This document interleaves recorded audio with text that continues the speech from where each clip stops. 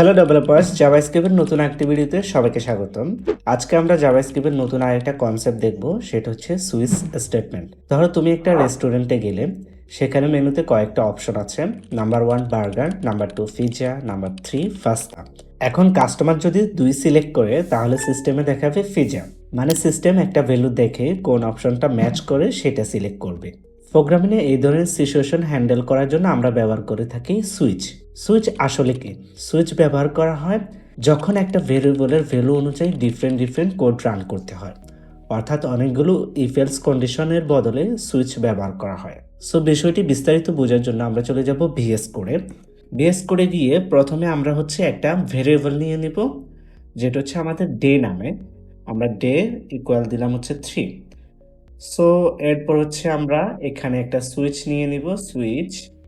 দেন আমরা ডেটা এখানে দিয়ে দিব, অ্যান্ড হচ্ছে আমরা এখানে এইগুলো হচ্ছে বিস্তারিত আমি একটু পরে বলছি। আগে হচ্ছে আমরা একটা এক্সাম্পল দেখে নিই। সো কেস 1 এখানে দেখব। দেন হচ্ছে এখানে কনসোল ডট লগ, এবং হচ্ছে ভিতরে আমরা দিয়ে দিব স্যাটারডে। সো স্যাটারডে দিয়ে দিলাম, স্যাটারডে। দেন হচ্ছে আমরা এখানে হচ্ছে ব্রেক দিয়ে দিব। এরপর হচ্ছে আবার আমরা একটা কেস লিখবো। সো আমরা এই কেসটি কপি করে নিচ্ছি। দেন হচ্ছে এখানে আরো কয়েকটা কেস দিয়ে দিচ্ছি। সো আমরা আপাতত হচ্ছে 4টা কেস রাখি। কেস 2তে হচ্ছে আমাদের সানডে, সানডে, এবং কেস 3 হচ্ছে আমাদের মানডে, কেস 4 হচ্ছে আমাদের কি টুইসডে। সো এখানে হচ্ছে আমাদের টুইসডে। অ্যান্ড লাস্টে গিয়ে আমরা একটা ডিফল্ট ভ্যালু দিব, ডিফল্ট। সো ডিফল্ট দিয়ে দিলাম এখানে, অ্যান্ড ডিফল্টের আমরা কি করব, এখানে কনসোল প্রিন্ট করব কি আমাদের দিলাম হচ্ছে ইনভ্যালিড ডে। সো হচ্ছে আমরা এখানে ইনভ্যালিড দিয়ে দিলাম, অ্যান্ড ডিফল্টের এখানে হচ্ছে আমরা এভাবে দিয়ে দেব। সো এখানে আসলে আমরা কি করতেছি, এখানে আমরা একটা ডে নিলাম, ডে ভেরিয়েবল নিয়ে সেখানে চেক করতেছি ডেটা আসলে কি। সো আমরা এখানে যেহেতু ডেটা 3, সেজন্য হচ্ছে আমরা এখানে আউটপুটে মানডে পাওয়ার কথা। সো কনসোল যদি আমরা আউটপুটটা দেখি তাহলে নোট দিয়ে আমাদের ফাইল নেমটা এখানে দিয়ে দিব এবং রান করে দিব। সো আমাদের মানডে আউটপুটটা দেখতে পেলাম এখানে। সো এখানে আসলে কি করতেছে জিনিসগুলো। সো সুইচের ক্ষেত্রে আমরা যদি সুইচের স্ট্রাকচারটা একটু দেখে নিই। সো সুইচের ক্ষেত্রে এখানে কি হয়, এখানে হচ্ছে আমরা স্ট্রাকচারটা একটু দেখব। সেক্ষেত্রে হচ্ছে আমরা এখানে হচ্ছে এভাবে কমেন্ট আউট করে দিই। দেন হচ্ছে আমরা এভাবে কমেন্ট আউট করে দিলাম।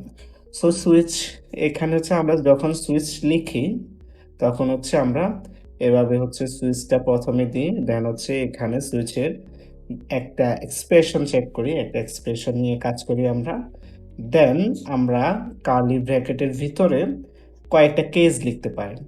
ধরলাম কেস 1 এর যে ভ্যালুটা আছে ওইটা চেক করব প্রথমে। দেন হচ্ছে ওইটা যদি ট্রু হয় তাহলে একটা কোড রান হবে। দেন হচ্ছে ব্রেক হবে। এরপর হচ্ছে আবার আরেকটা কেস নিয়ে কাজ করব। যদি কেস 1 কাজ না করে বা হচ্ছে কেস 1 এর ভ্যালুটা যদি ম্যাচ না করে, সেক্ষেত্রে হচ্ছে আমরা কেস 2 এর ভ্যালু চেক করব।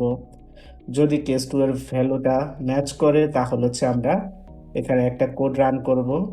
দেন যদি কোডটা প্রপারলি রান হয়ে যায় তখন হচ্ছে আমরা এখানে ব্রেক দিয়ে আউটপুটটা দেখিয়ে দিব বা কাট করে দিব কোডটাকে। কোড যখন এখানে রান হয়ে যাবে তখন হচ্ছে এটা এন্ড হয়ে যাবে।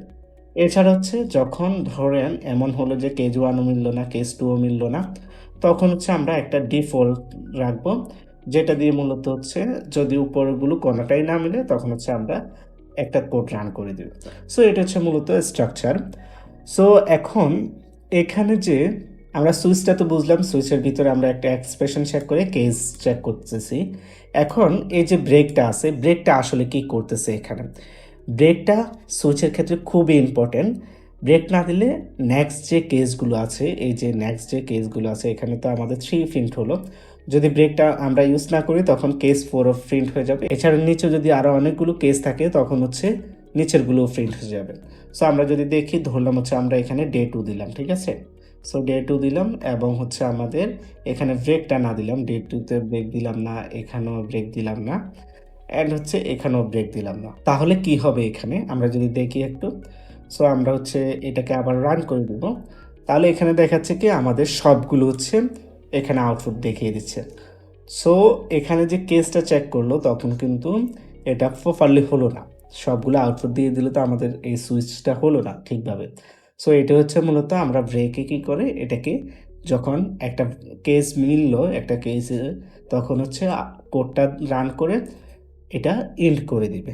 আর হচ্ছে আর বাকি যে কন্ডিশনগুলো আছে সেগুলোর আউটপুটটা দেখাবে না বা হচ্ছে সেগুলোর যে কোডটা আছে সেটা আউটপুটে দেখাবে না। সো সুইচ এবং ইফ এলস এর মধ্যে যদি আমরা ছোট্ট করে পার্থক্য দেখি, যখন আমরা ইফ এলস ব্যবহার করি তখন হচ্ছে আমরা কি করি এভাবে ইফ এবং এলস ইফ এবং এলস ইফ এলস ইফ আবার চেক করি এবং লাস্টে গিয়ে আমরা এলসটা চেক করে থাকি।